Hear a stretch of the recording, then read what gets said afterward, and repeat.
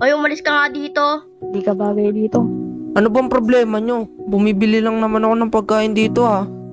Nakakaabala ka dito ang taba-taba mo. Napakasikip tuloy dito ngayon. Taba-taba niya.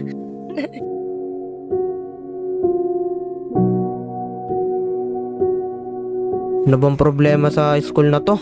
Lagi na lang nila akong binubuli. Kunyari, may 4 akong pizza. Nagbawas ako ng 2. Ilan na natira? Panigurado, yung nabawas na pizza dyan, yung mataba kumain dyan, ma'am. Magsitigil nga kayo. Puro kalokohan. Phil, ano yung sagot? Ma'am, kapag may 4 po ang pizza, tapos binawas ko po yung 2, 2 na lang po yung matitira. Tama. Magaling. Basta talaga pagkain yung usapan, napakagaling mo dyan ah. Yung assignment ko kanina, nasan yung sagot? Kami na. Anong assignment? Pinagawa ko sa inyo? Hindi nga ba tayo talaga nagawa yan? Ba't kami gagawa ng assignment nyo? Di ba estudyante kayo? Aba, ginaganyan mo kami? Ginaganyan mo na ako ngayon? Oy, anong meron dyan? Anong meron dyan? Ano yun? Ba't ka na dito taba ha? Ba't nyo ginaganyan sila? Alam mo nyo ba masamang mangaway ng babae? Anong masama? Ano pang problema mo taba ha? Ba't ka na naman nandito?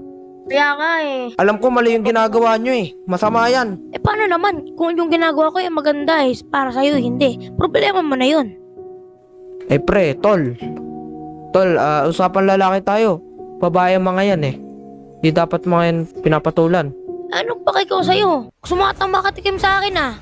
Pre, di ko ito tolerate yung mga kabastusan mo sa babae. Makulit ka, mataba ka ha. Mga lalaki, ano nangyayari dito? Ma'am, Nadulas. Wala po. Nadulas? opo, Opo. dulas po siya, Girl. ma'am. Ano nakita niyo dito?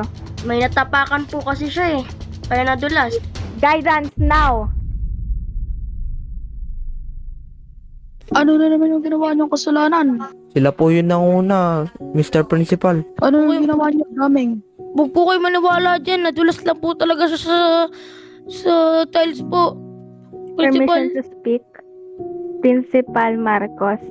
Mali po ang sinasabi po ni Daming. Kinausap ko po ang mga babae sa labas. Si Daming po. Sinuntok po si Phil. Sorry kayo. Pasensya na sa'yo. Sorry na, sorry.